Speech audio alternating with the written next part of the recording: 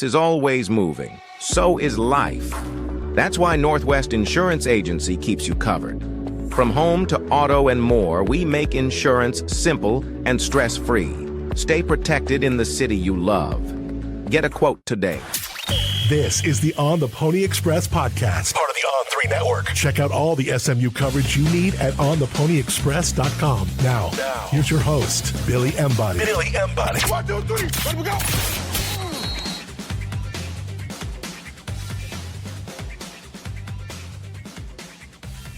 Welcome in, ladies and gentlemen, to another edition of the On the Pony Express podcast. I'm Billy Embody. Joining me on this Sunday, as we're recording, Hayden Howerton, a couple days away from spring ball, man. Golf season is heating up for us. We've got you and I on the books to do a little golfing, a little middle of spring ball. I guess maybe we'll do a recap from the cart. But look, spring ball is just a couple of days away. Looking forward to it. Yeah, you know, the grass is greening, the trees are blooming, and we're a couple days away from getting back on the football field, man. I mean, it's going to be exciting. It's going to be fun. I can't wait to watch all these guys compete. But before we even get to spring ball, SMU's got pro day tomorrow, and we wish all those guys competing in it best of luck. They were huge parts on why SMU was so wildly successful in 2024. And look, I talked to guys over on campus, on the team. I heard that now the guys are back. So they're coming back from Florida or wherever they did their pro day training, and certain guys are looking kind of scary after those 4 months of training. I mean, Kobe Wilson and Tank look incredible right now. Tank's just a large human being to begin with, but he's really trimmed up. You can start to see maybe a little bit of abs from Big Tank, and That's what I say. That's what I keep telling myself if I go to the gym. Exactly. And, you know, that's what happens. You dedicate 3 months to just training so you can run as fast as you can and just look and pass the eye test for all these scouts that are going to be on campus tomorrow. There's a lot of pressure around pro day. It's kind of a unique experience if you've never been around it, but wish those guys nothing but big success tomorrow as they chase their dreams, hopefully make a bunch of money. Yeah, it's eerily quiet in there at all points. You know, it's scouts and GMs and sometimes coaches just whispering in the corners and comparing notes, and then the guys just kind of being left kind of alone. I mean, you've been out there, you've been on that stage, but running down the list really quickly: wide receiver Jake Bailey, Tank Booker, center Ja'Kai Clark, Brandon Crosley, Roderick Daniels Jr., Moochie Dixon, Jared Harrison Hunt, Jafari Harvey, Terrian Lee, Mike Lockhart, Gabriel Lozano, Jonathan McGill, Justin Osborne, Isaac Pearson, Corey Robertson Jr., Elijah Roberts, Kale Sanders, CJ, Brashard Smith, Keyshawn Smith, Ahmad Walker, Kobe Wilson, Max Yao. Starts late morning, ends around 3:30, and man, what a group that is. You nailed it on that. That's a big group. That's a cool group of guys. I mean, I'm sure somebody's going to go surprise everybody tomorrow. Somebody's going to run a ridiculous 40 or have a serious vert, or, you know, maybe even get above the 36 225 reps that I had a few years ago. Yeah, another record, right? Look, we are looking forward to getting out there. A lot of coverage to come from that and the start of spring ball. But do want to remind you guys that we're presented by Northwest Insurance Agency, of course, but we're also proud to be sponsored by our friends at the Thomas Auto Group. Head up 75 to McKinney. Actually had a family of SMU football player. I'm not going to reveal who, but got in contact with them, got some advice on how to deal with the car that they're having some issues with right now. So I also just had a great experience with the service department. So if you're not in the market for a pre-owned or new vehicle, when you could take advantage of that employee pricing, take advantage of their service center or their collision center as well if you're in that unfortunate situation that you need that. But Thomas Auto Group can hook it up. They're up 75 in McKinney, Ford, Subaru, Volkswagen dealerships. Brandon Thomas, proud SMU alum, and his family run the show over there. All right, speaking of running the show, the SMU defensive line has run the show for this team the last couple of years now, and they've just found ways to reload it, and this is another spring where SMU is bringing in plenty of new faces. We're going to break down the defensive line. We're also going to break down the tight ends today, and then we'll wrap up with wideouts and cornerbacks. So a busy couple of days for the pod here. We're in the midst of rolling out 3 straight days to wrap up the spring preview series. And Hayden, the defensive line, like you said, is the most difficult group to replace. So let's dive into it. Yeah, I mean, you look at the guys that SMU lost from this defensive line unit, and we knew at the end of last season when we talked about it of, oh, we're going to miss this guy. Oh, yeah, and this guy, and this guy. Oh, and we forgot about him, where it's just one of those deals where you're losing, I would say, a good 75 to 90% of your production at the defensive line position, which is challenging in any group, but especially when that is the group that has carried SMU to a conference championship win in the AC against Tulane, and then really helped get us to that championship game against Clemson this past year. I do think SMU has done a really nice job in the transfer portal of getting some big-time players at the defensive line position.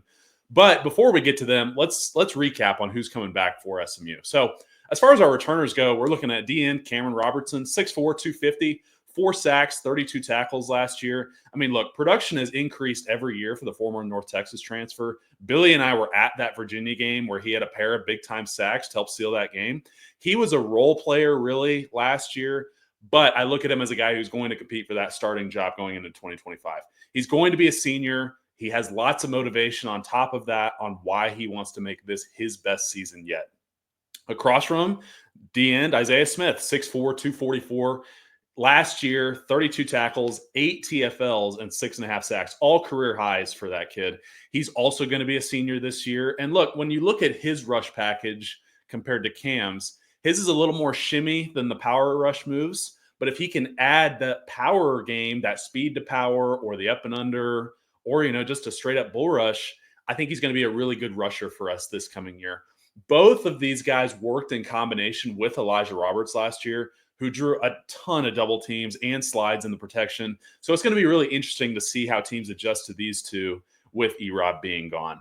We're also looking at the D tackle spot. You've got Jonathan Jefferson coming back. He was a Georgia transfer, part of 2 national championships for the Bulldogs. He appeared in all games but one last year, and then he even got a start under his belt this past year as well. 17 tackles, 2 TFLs, 2 passes broken up at the line of scrimmage. Really just a veteran leadership kind of guy coming back. Has played in a lot of big-time ball games and definitely will be a guy to watch to help lead this unit going into 2025. Like we alluded to, the losses are going to be the biggest out of any unit on the team. I mean, there's tons of production and depth to replace here. And we're going to start with 2 guys who are probably going to hear their name called later in April with the NFL draft coming up. We'll start with Elijah Roberts. I mean, he's hard to miss. Former Miami transfer. And when we were talking to him at Shrine, he revealed to us that he was a scout team nose guard. And so he was really under the radar, underused by that staff at Miami. And so when he hit the transfer portal, Garen Justice told me he was like a secret weapon because we knew we couldn't block him on scout. So we knew he had to get him to SMU and at least try him out here, see what he could do. But this is a guy that's probably going to end up on the SMU D lines, Mount Rushmore, with guys like Jerry Ball, Michael Carter. The 4th spot's always up for debate. My personal opinion is probably going to be Marcus Hunt. I've trained with Marcus a bunch. I'm a good friend of his. No disrespect to the guys that have come since, like Justin Lawler, Elijah Chapman, guys like that. But Elijah Roberts was just built different. We watched him dominate at the East-West Shrine Bowl in February, and it was the same story in 2023 and 24. He drew all kinds of chips, double teams, and he still was able to have 17.5 sacks and 72 tackles over the last 2 years. Second highest graded defensive lineman in college football last year, behind the guy that could go number 1. Of course, being the freakazoid from Penn State, who shall not be named after he did a little bit of exposing for us. But look, great person, great family. He's going to be severely missed next year, and I hope he makes a ton of money in the NFL. My prediction for NFL draft for Elijah Roberts, day 2, early day 3 is kind of what I'm thinking for him. As we move over, Jared Harrison Hunt, another Miami transfer and East-West Shrine Bowl player in February. I mean, he was our best defensive tackle this last year. He only had 1 year at SMU, but he definitely made that year count. 42 tackles, 8.5 tackles for loss, 6.5 sacks. He also had an interception, which I love it when big boys get some interceptions. First team All-ACC kind of player. We needed a big presence to fill Elijah Chapman's role at D tackle after he left. And you know what? Hey, we were able to land Jared Harrison Hunt in the portal, and he did just that. He's another guy that's performed extremely well and has represented SMU, very greatly in this draft process. And he could hear his name called. I think he's going to be more of an early to mid day 3, kind of those late 5th, 6th, 7th rounds. But I do think he's a guy that will benefit NFL teams as well. Anthony Booker, talked a little bit about him slimming up, but he was a big presence for us at nose guard this past year. And SMU has brought in big guys before at the nose guard spot, but none that really made an impact and were able to play a ton of downs the way that Tank did. He's not a guy that went out and put up just a ton of stats, but you know what? That's not his role. At nose guard, your number one priority is to eat up double teams. And he ate up double teams, triple teams. And I mean, he allowed Kobe Wilson and Ahmad Walker to have the seasons that they did because of how dominant he was in the trenches. I mean, he made us better at offensive line. You know, when I was coaching that unit, we talked about Tank, like, hey, look, we're getting better because we have this guy across from us. Finally, Jafari Harvey is probably one of the most underrated players that SMU has had in recent memory. Jared and Elijah both said that he was snubbed from any kind of postseason Senior Bowl. And look, when you think of Safari, you think of the blocked field goal to send the Duke game to overtime. But he was the co-leader on the team in sacks with 7.5. He was the team leader in tackles for losses with 12. He had 31 tackles. So look, we're looking at this unit and it becomes very intimidating of how do you replace those major contributors? Who is next for this defensive line group? And we'll get right back to it on the other side of this ad break. Yeah, we do have to mention our friends at Rusty Taco. School is back in session. Spring break is over. So make sure you head over to Rusty Taco on Greenville Avenue and mention Pony Express and get your free corn fritters. Okay. The weather is getting much better. It is time to sit out on that patio a little bit more, enjoy a margarita, enjoy those great Rusty Tacos that we love. And most college students at SMU really enjoyed over their time with how close it is to campus. And you too can get the free corn fritters also on pickup, delivery, takeout, however you want to do it. Rusty Taco, when you order online, when you put in the code Pony Express, you can get those free corn fritters just at the Greenville Avenue location.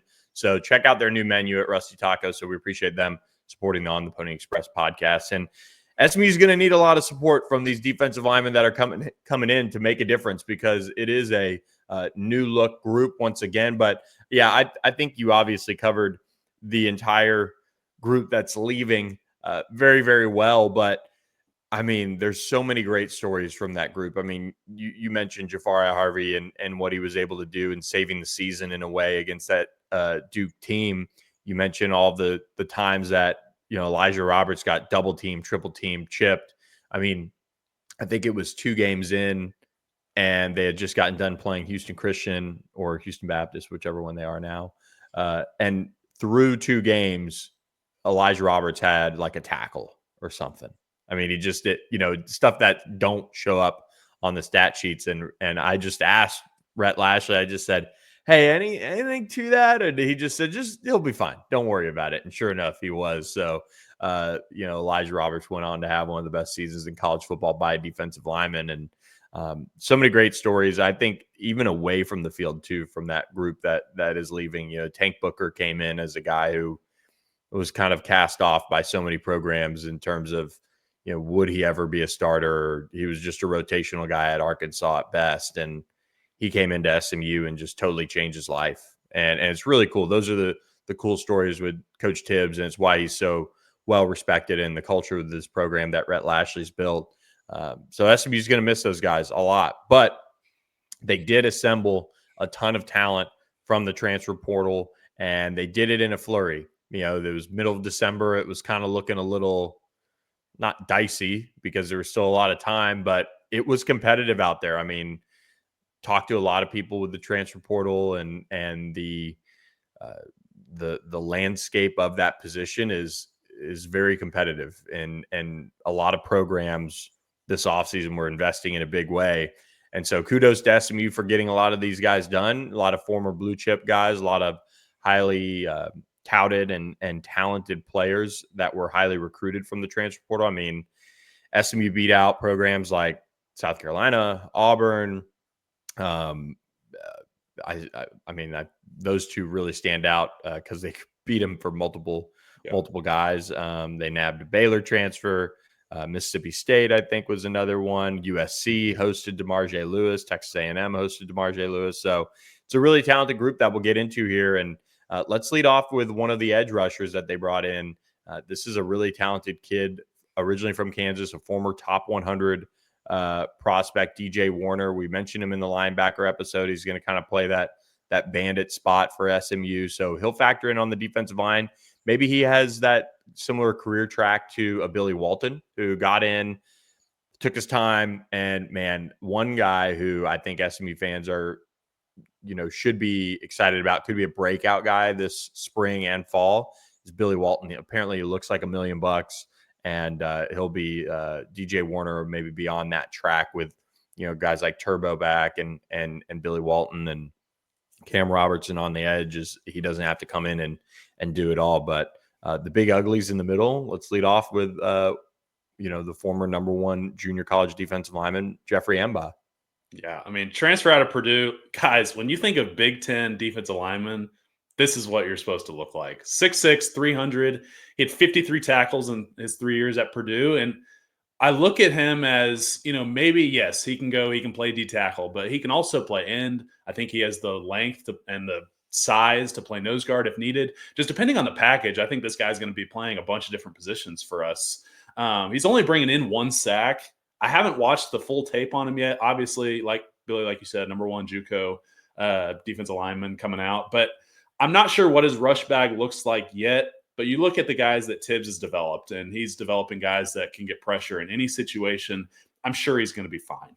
And then, Billy, you alluded to Trey Wilson, the Baylor transfer, a Garland native, more of a rotational defensive end last year for the Bears. 21 tackles in his first 2 years of college football.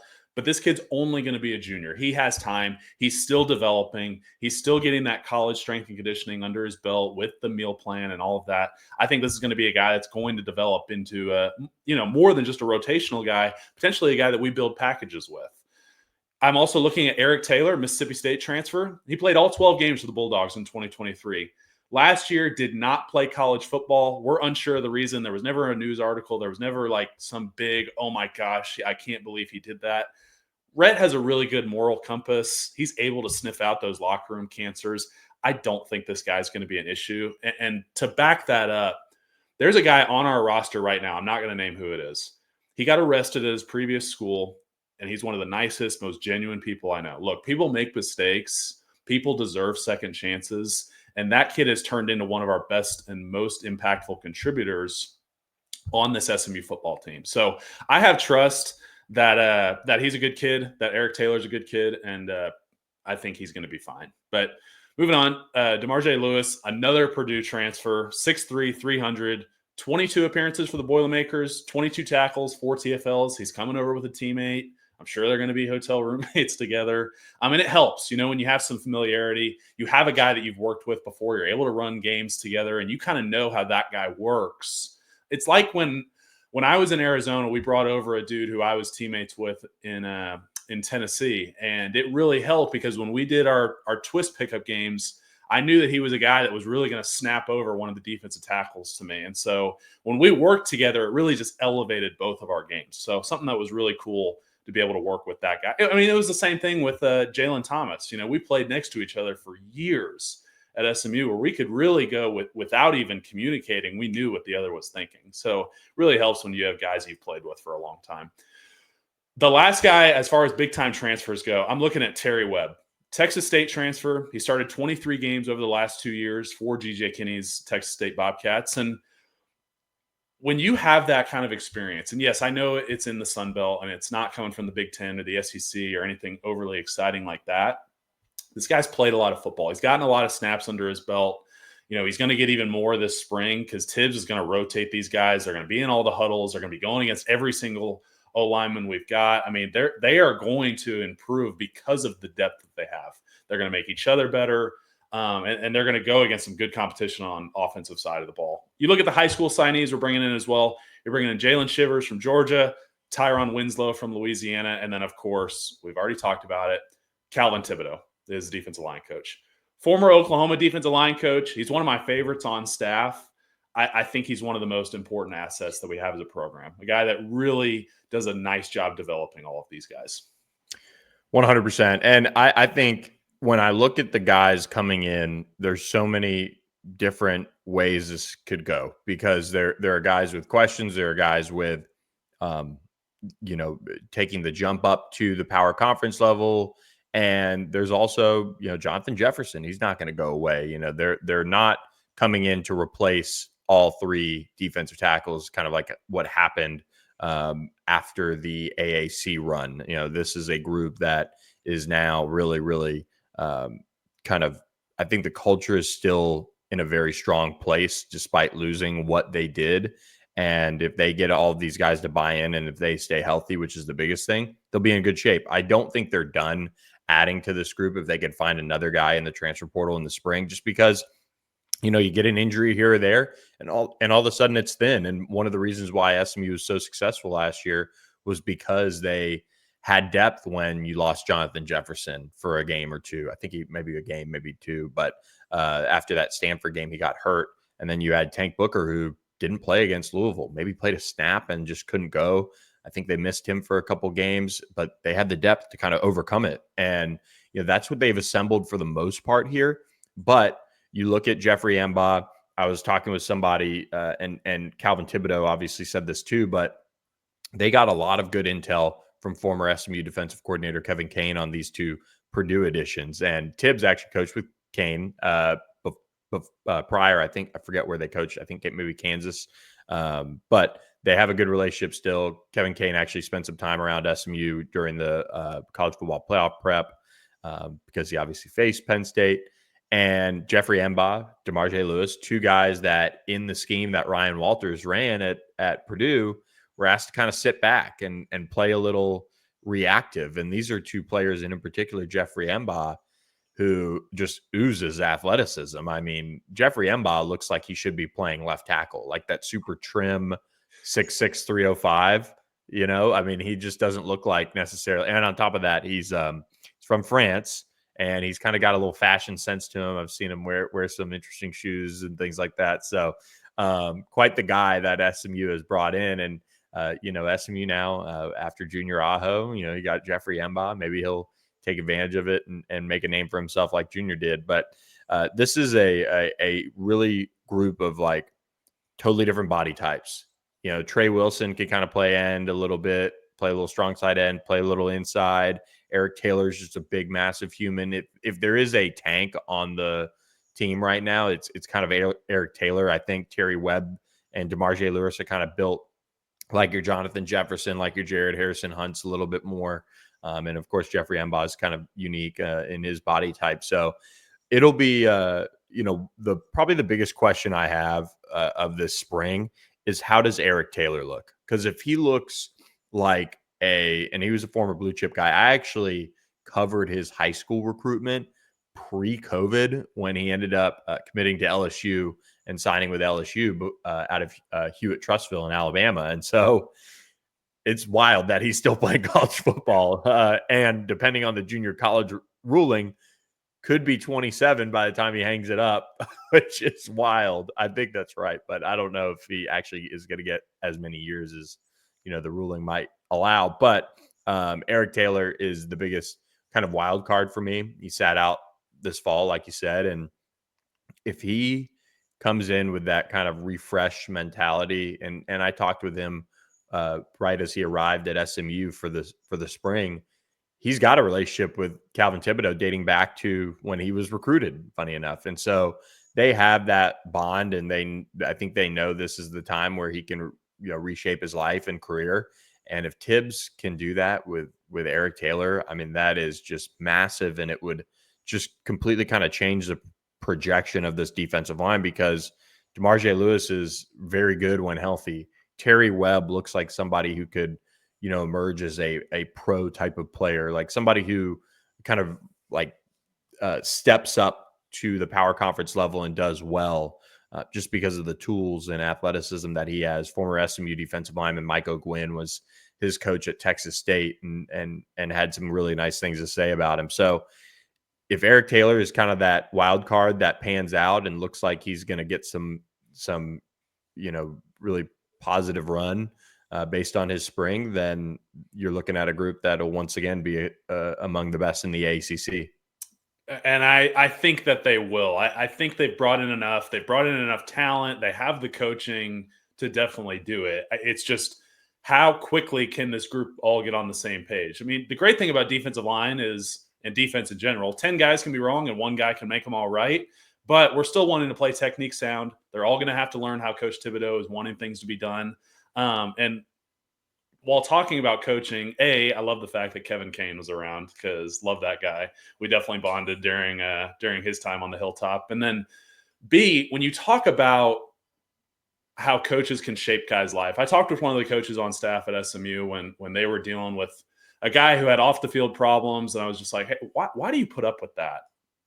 And he's like, look, if I coached everybody was, Hayden Howerton or Ben Sparks, a guy that had it all figured out off the field, my job wouldn't be near as rewarding as taking a guy, being able to mold him and really greatly improve his life. So that's why I end up taking risks with guys like that, and being able to help them helps me, if that makes sense. And so I'm able to appreciate that perspective. That's pretty cool. It definitely makes me miss being around the guys every day, because I can second that. That was awesome. I miss being there last year when I was there in the spring. I mean, being able to coach guys, that weren't coming from much, where football was their escape. I mean, that was awesome. So definitely miss that. I can definitely appreciate that. But yeah, back to this defensive line group. When we look at the ACC and you think about the special defensive line units that the ACC has, SMU has every opportunity to become one of those groups yet again. Yeah, there's no question about it. And if they do, then you're looking at a team that's going to be right there. I mean, that's the key, because and you see a lot of SMU defensive linemen talk about it. You've got to stop the run to be able to rush the passer. And that's where you make your money. I mean, just ask Elijah Roberts. That's where you're going to change your life. But you have to be able to fundamentally stop that run and shut opposing teams' run games down, which SMU has done extremely well the last 2 years. And that's something that is so critical that SMU gets a strong linebacker play as well, that it has had the last 2 years to make the tackles when they're presented to themselves. You get the safeties up and run support as well that they've done a good job with. So this defense, they can stop the run with this defensive line group. Ultimately, that's going to help get after the quarterback. And I think now that we've seen the Rhett Lashley era just settle in to the identity that it's going to be, I mean, when things are going well, when they're shutting down the run, and if you give up a big play here or there in the passing game, well, guess what? That's one or two big plays. You take care of the football, and this offense is going to do enough. And it's quote unquote that simple. Like, the formula for this team and identity of this team has really become very straightforward, which I think that says a lot about, any program when you get to the point where simplifying your route to winning is truly what you need to do. And maybe that's cliche, maybe that's every team, but it's become very apparent when this team has good defensive line play, they're going to be in a strong position. I think when Coach Lashley first took the job, people definitely misunderstood how he wanted to run his football team. I think they thought he wanted it to be flashy and he wanted it to be about speed. When you look at when Rhett Lashley coached teams have their most success, they run the hell out of the football and they stop the run. So you stick to that formula, and Randall Joyner would start every practice saying that we got to run the football and stop the run, and until it became, almost annoying. We're like, hey, coach, we get it. This is practice 79 of the year, and you said it 4,000 times. But it's the truth. I mean, smash mouth football wins regardless of the era, the players, things like that. And so the defensive line unit is going to be one of those make or break units. We have another great unit, we might be in Charlotte again next year. If we don't, it could be a disappointing season. But so far, right now, before spring, they haven't even put the helmets on yet. I think it will be. But we'll see what happens here in a couple of days. Yeah. Look, it is about that time of year where you could start planning your summer vacation as well. Do that with StatusJet. StatusJet.com is where you go. Get the discount when you mention on the Pony Express, discount on a round trip flight, whether you want to do helicopter, small plane, big plane, family, friends, clients. They can hook you up and make the experience worth every penny for you when you book with StatusJet. They take care of many of our On the Pony Express subscribers that decide to fly this way. And we've had some great experience with them as well. So hope you guys give them a shout and reach out to them today for more information on how they can make your next trip unforgettable, including SMU football season. So get on that early with our friends at Status Jet.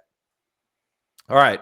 The tight end group, Hayden, is this the most stable group right now on the hilltop? Because it's kind of like, all right, outside of how does RJ Maryland recover and how does he look overall?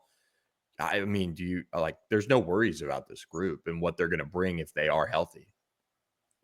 When I was writing this episode, I took about 2 hours on the defensive line of, oh my gosh, how are we going to replace this and this and this and this? And then you look at the tight end group and it's like, oh, everyone's coming back and RJ should be healthy by the time the season gets going. At least fingers crossed, hopefully. I know we've got great doctors. But look, everybody is coming back in this group, which is huge, but we're going to improve because of, yes, RJ Maryland will be back on the football field for SMU. He's a guy that I thought before last season was going to play the 1 year and then he'll be in the NFL in 2025. But I hate that his injury happened to him. You know, it's really unfortunate to go through a knee injury like that. But SMU does improve because we get 1 more year out of a more experienced RJ Maryland. So he played in 6.5 of our 14 ball games, and he was still our 6th leading receiver. It took until about week 11 for him to not be the leading receiver anymore. The kid gets open. He makes big plays. He had the game-winning touchdown against Nevada in that really scary game in Reno where it freaking snowed in August. You know, that was a weird ball game. But he was really limited by our other non-conference opponents. They definitely game planned for him. They watched that first game and went, all right, I don't know what we got to do. We got to stop this kid. And so he was more limited against BYU and TCU than I think we would have liked to see, but he did start heating up in ACC competition. He had 2 touchdowns against Florida State. He had 83 yards in that game against Louisville, and then against Stanford is when he had his injury. But you look at the guy that replaced him in Matthew Hippner, and he's a former Michigan transfer. When I first met him, he seemed like, okay, this is probably going to be a first off the bus kind of guy, you know, probably more of a reserve player. Just back up RJ and, you know, for when he needs a blow. But he's developed into way more than that. Also, he looks like a big Joseph Newgarden if you guys watch IndyCar. But this guy can block, he can catch, he can run. He's an old school do-it-all tight end. He's a really smart football player. He's in Cox Business School Master's program right now. I think he'll develop himself even more as he really found who he was as a football player after that injury to RJ Maryland in the second half of the season. I mean, at Michigan, they're going to run the ball. The tight ends are going to get maybe 2 receptions a game, maybe. But this is a guy that really became a crucial part of our offense. I mean, he had 5 catches, including a touchdown against Clemson in the ACC championship. I think we're going to run a lot more 12 personnel once RJ gets back to accommodate for Matthew Hippner. I mean, maybe even 13 if we need a big run game package, because we're bringing back Stone Eby as well. I mean, this is a former defensive lineman. He was kind of trying to find his spot. He moved to offensive line for a minute before settling in at the tight end spot. And I have a lot of respect for Stone Eby. We definitely butted heads on the practice field when he was a defensive lineman. He's a really good kid. We're both just extremely competitive. I'd be sore as hell on a Tuesday practice, and he'd be trying to whoop my ass, which I appreciate, made me better. But I was just like, God dang, Stone, can you chill out for a minute? Definitely more of a run blocking tight end fullback for us. I mean, he's got the neck roll. He's got the big body. I've seen him lay the wood on some grown men on scholarship, which is awesome. I love having that in that room, just that another little wrinkle for us. He did have a catch in the playoff game against Penn State, but sources tell me this kid came in freaking swole this offseason where Grizz had to be like, all right, bud, you're still a tight end. Like, you're not an offensive lineman. So they put a hoodie on him, and they're still maintaining that level of athleticism for Stone, because he's another guy that's just worked his ass off. He's developed, and he's a guy that went from a scout team defensive lineman to this is another crucial part of our offense, plays a bunch of downs, and he can run, he can catch, he can obviously block. I mean, we have a lot coming back in this tight end room that is coached by Casey Woods. And you look at Coach Woods, offensive coordinator as well. He's going to be a head coach one of these days. I mean, he's the chief of staff as well for this SMU coaching staff. He's a great mind. He draws up a lot of really cool stuff. in the run and the pass game for Rhett Lashley to call on Saturdays. And this tight end room has a chance to see some new players kind of emerge. I think they're going to keep Matthew Hibner in bubble wrap this spring. I would imagine RJ doesn't do much. And then you have Trip Reardon and Adam Moore back, who are kind of two like veteran pieces, but haven't gotten much burn over the first 2 years. It looked like at one point Adam Moore was going to be like a true breakout star, but right now, this is two players that have a critical spring ahead of them.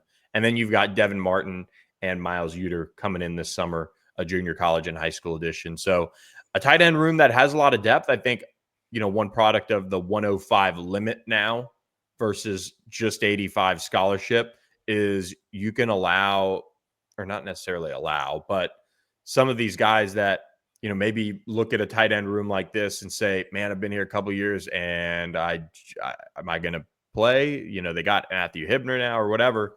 They would have maybe left after the season, but now you have a chance to really see where you're at in the spring, and they don't have to necessarily get below an 85. I'm not saying this in particular. It's just they have 7 tight ends on the roster, and the top 3, really play a lot and have their defined roles. So it's just interesting to see, how this room works out. And big opportunity for Trip Reardon, a big kid, big strong kid, who played kind of like a little bit of wide receiver in high school, but really was a Y tight end versus like an in the box guy in high school. And then Adam Moore was playing exclusively wide receiver and has really bulked up. And Devin Martin's had an interesting journey from JUCO. So once he gets here this summer, he'll have a chance to start getting to work on it. But yeah, I mean, there's a lot to like about this room, and having a guy like Stone back, I think, is huge, just because, they had so many packages where he would come in and block and, pave the way and do all those things. And that's a hard player to replace. Yeah. And I think Rhett's offense through the years has kind of had a couple of guys that are difference-making blockers at the tight end position that complement some pass catchers really well. Rhett had Kylan Granson, but he also had Ryan Becker, who really made a difference in the run blocking game, in my opinion, at least. But Stone's a little different than Ryan in that regard, just from their size. But it's nice when you don't have to replace just anything in this tight end room at all, because these guys, tight end is probably one of the hardest positions to recruit, because either they think they're a wide receiver and they might be too soft to play in the box, or they're just exclusively blockers. It's really hard to find guys that can do it at a high level. That's a great shout for Ryan Becker. Dude, that was one of my favorite teammates I've ever had. I love Ryan. Yep. When he was trying to still play pro ball, he was using his rodeo career to help fund his pro ball. That's a great Incredible dude. World Series of roping kind of guy. But yeah, we got to get him on. That would be a classic. That would be a classic. Great family and everything. Yeah.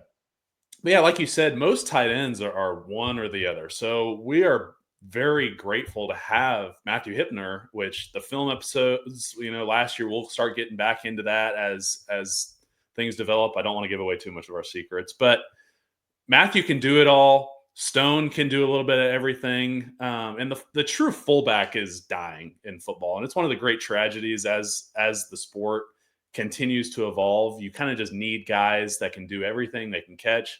Stone is a great anti-hero for the fullback position. I mean, he's saying, I'm old school. I'm going to come pave the way for these guys. He's really a 6th offensive lineman for us, which is great with how we talk about this Rhett Lashley team needs to continue to run the football. And I don't know how we're going to replace this unit next year, because this time next year when we have this episode, we're going to be like, oh my God, Billy, we have to replace everybody. Scary. Yeah. But now, like you talked about, there's going to be great opportunities in the spring for these young guys to come show what they've got, see where their cards lay, and really know, hey, I might ride the bench. I might be a special teamer this year, but after this, when everybody graduates, I've got a serious shot to be a contender for that starting job. Yeah, and that's the positive thing, is you can see the vision, and I think Rhett's program is been one that I don't think they really mess around with, feeding guys, some BS to keep them around.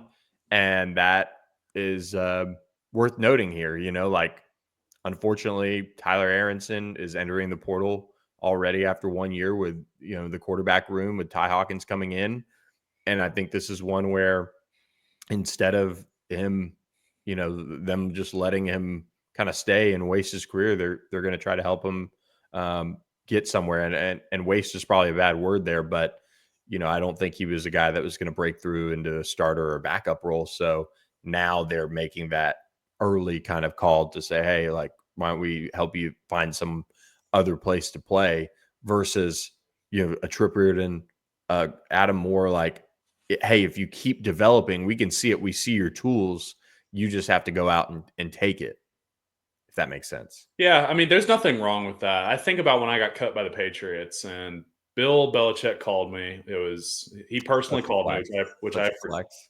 Yeah, seriously. I appreciate it. I mean, I was in a casino in Colorado when he called me, so I was on my honeymoon, so that was kind of an L. But he called me and he just said, hey, look, Hayden, we're going to draft a center this upcoming draft. I don't want to bury you on the depth chart. You get 0 reps in training camp, and then your career is just over. So I go to Arizona. I get to play another year. I have a great training camp, and it extended my career and got a little extra money out of it. So it's not necessarily a bad thing. It's just a byproduct of this team continues to get better. We continue to bring in better players to where guys that might have been role players, contributors in past seasons, we've kind of grown as a program where guys like Ty Hawkins, 4-star quarterback, bringing in a great player, could have been a starter about 10 years ago as a true freshman, and now is going to come in and, hey, you know what, you're going to sit behind Kevin Jennings and you're going to see how he operates. So definitely kind of a weird mix. I mean, a positive in one regard and a negative in another with the transfer portal and the current landscape of college football. But overall, I think this program is continuing to grow and just be in a great state overall. Yeah, no question. So, look, lots more to get to on our spring football preview series on the Pony Express podcast presented by Northwest Insurance Agency. So, to run you guys down the schedule, we've got Pro Day on Monday. Spring football starts on Tuesday. On Wednesday at Hillside Tavern on Mockingbird, we are going to be joined by Logan Parr and Zakai Barker for lunch to talk about the first day of spring ball and kind of how their SMU careers have gone up in this point, two very opposite ends of the spectrum, with Logan Parr entering his last year as a starter and Zakai Barker just entering the program. So tickets are $30. They do include family style lunch of sandwiches, burgers, chips, salsa, salad, fries. We'll be there talking with them. So doors open at 11:30. Program starts at noon and we'll be wrapped up around 1. So hope you guys can join us. If you want to join us, you can join us at ontheponyexpress.com. There's a link on the front page and you can sign up and then send in the $30. Alcohol is extra though, if you want to have a little Wednesday day party, but that'll be on your own tab. So look, we will have much more next episode, wide receivers, cornerbacks, as we break down the final positions of our spring football preview series. So we appreciate all of you guys listening on the Pony Express podcast, and we will catch you guys next time with that breakdown. So for Hayden Howerton, I'm Billy Embody. Thanks for listening. Thanks for listening to the On the Pony Express podcast with Billy Embody. Follow us on your socials on X at SMU on3 and on Instagram at on3SMU. And keep it locked to ontheponyexpress.com for more coverage.